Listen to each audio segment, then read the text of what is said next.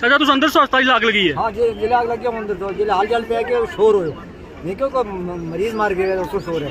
इतना बेड बाहर कटो दे रो लियो इतना बाहर बड़ी हाल चाल पे है कि बेशुमार जनाब कोई दुनिया के हेठ ऊपर हुई है बेशुमार बड़ी तंगी देखी है बहुत सख्त।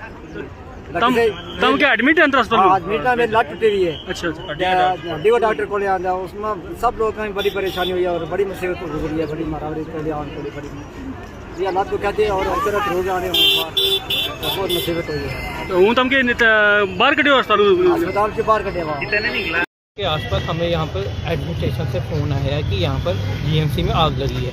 जैसे ही हमें डीसी साहब एडीसी साहब सबका फ़ोन तहसीलदार साहब एडीसी साहब सब इतने आगे थे कि सब इतने कंसर्न थे इस जीएमसी के बारे में कि उन्होंने सब ने मुझे फ़ोन किया।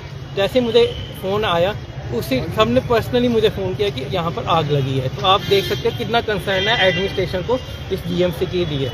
तो जैसे ही हमें फ़ोन आया उसी टाइम मैंने कार्रवाई की। वहाँ पर हमने उसी टाइम गाड़ी हमारे फायर टेंडर को डिस्पैच किया टूवर्ड दिस लोकेशन। हमें पुलिस का भी धन्यवाद करना चाहता हूँ कि हमें क्लीन पैसेज मिला। अगर हमें क्लीन पैसेज नहीं मिलता तो हमें यहाँ आने में टाइम लगता, तो हमें यहाँ आने में बिल्कुल टाइम नहीं लगा। आप देख सकते हो जैसे ही हम यहाँ पहुँचे तो हमने पहले देखा कि इस एरिया में आग लगी, क्योंकि यहाँ जब आग लगती है तो पैनिक बहुत होता है। तो हमने पैनिक हुए बिना हमने पहले देखा एरिया डिफाइन किया जहाँ पर ये आग लगी है।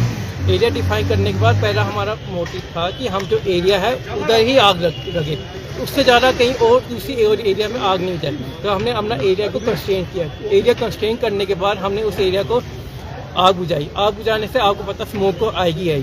उसके कारण ये एरिया थोड़ा स्मोक लॉक भी हो गया था।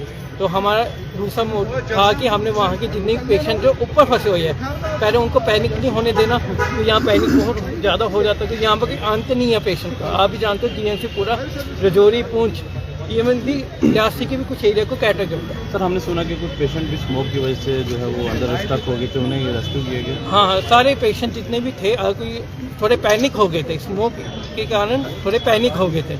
उनको हमने विद इन जैसे हमारा फायर फाइटिंग ख़त्म हुआ तो हमने कुछ बंदों डिस्पैच किया स्मोक वाले एरिया में, जहाँ की वहाँ से पेशेंट को बाहर निकाला। पेशेंट जैसे ही बाहर आ गए, अभी हमने पूरा राउंड मारा है, हमें कोई सच कोई अभी कोई पेशेंट ऊपर फंसा हुआ नहीं दिखा और सब अच्छे कंडीशन में है, स्टेबल कंडीशन में, कोई पैनिक की अभी जरूरत नहीं है। सर क्या मानते हैं कि अगर वक्त रहते कार्रवाई नहीं होती और कोऑर्डिनेटेड एफर्ट्स ना होते तो एक बड़ी ट्रेजेडी हो सकती थी? तो कोऑर्डिनेशन इज द मस्ट।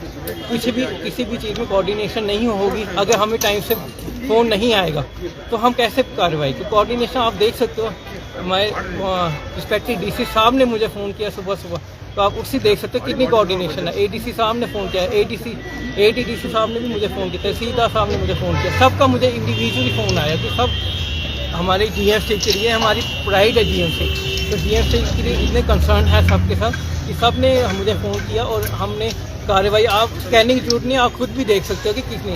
अब आप बताओ कि हमारी कार्रवाई कैसे की, ये आपके ऊपर। जी सर,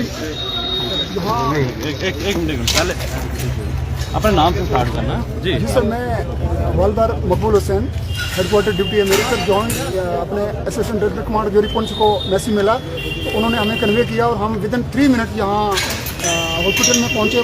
जाए बार जहाँ आग लगी थी, फर्स्ट फ्लोर में आग लगी थी। हम शीशे तोड़ने के बाद हम अंदर एंटर हुए और एंटर होने के बाद हमने आग पर काबू पाया। और उसके बाद जो असिस्टेंट कमांडर जोरी पुंछ हैं वो खुद कमांड कर रहे थे। He is very be careful and honest officer. उनकी हेल्प से हमने जल्दी आग पर काबू पा लिया और वो पूरी वार्डों में विजिट करने के बाद जितने ऊपर पेशेंट थे उनको भी हमने साइड किया रेस्क्यू करके।